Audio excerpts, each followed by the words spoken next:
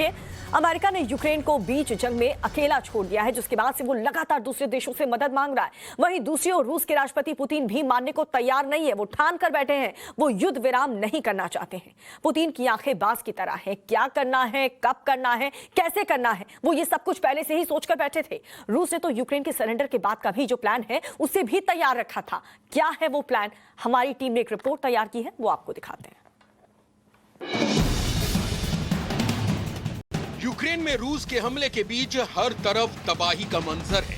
Ukraine के राष्ट्रपति इस खून खराबे को रोकने के लिए रूस से बातचीत करना चाहते हैं। रूस बातचीत करने के लिए तैयार भी है, लेकिन इस शर्त के साथ कि यूक्रेन पहले युद्ध रोके, इसके बाद रूस बातचीत करेगा। रूस ने इसके साथ ही यूक्रेन के परमाणु शक्ति संपन्न बनने के सपने पर भी प्रहार किया। रूस ने कहा कि उसे ये कतई मंजूर नहीं था, क्योंकि इससे रूस की संप्रभुता को खतरा पैदा हो जाता। Безучастны к прямым обращениям глав ваших государств об оказании военной помощи перед лицом агрессора. В соответствии с нашими союзническими обязательствами президент Путин принял решение о проведении специальной военной операции по демилитаризации и денацификации Украины, с тем, чтобы, освободившись от этого гнета, украинцы сами свободно могли бы определить свое будущее. अब समझने वाली बात यह है कि यूक्रेन को यह सपना किसने दिखाया और क्यों दिखाया।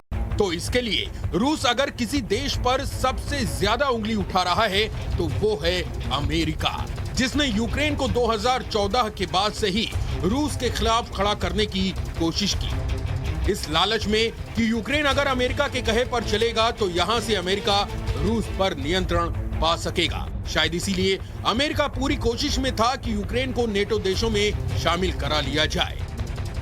रूस की चिढ़ इसलिए भी ज्यादा थी और पुतिन ने इन्हीं सब कारणों से यूक्रेन पर धावा बोल दिया। लेकिन यहाँ किस्सा कुछ और भी है। अंत समय में अमेरिका ने यूक्रेन का साथ क्यों नहीं दिया? अमेरिका के राष्ट्रपति जो बाइडेन का ये बयान सुनिए, जिसमें उन्होंने यूक्रेन की तरफ से अपने सैनिकों को लड़ाई लड़ने के लिए भेजने वाले फैसले पर पूरी तरह से नाकर दिया। Let me say it again.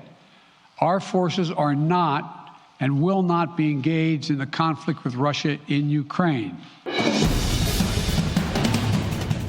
यानी अमेरिका का यूक्रेन को हर संभव साथ देने का वादा झूठा निकला और दुनिया को दिखाने के लिए अमेरिका ने रूस पर प्रतिबंधों की झड़ी लगा दी।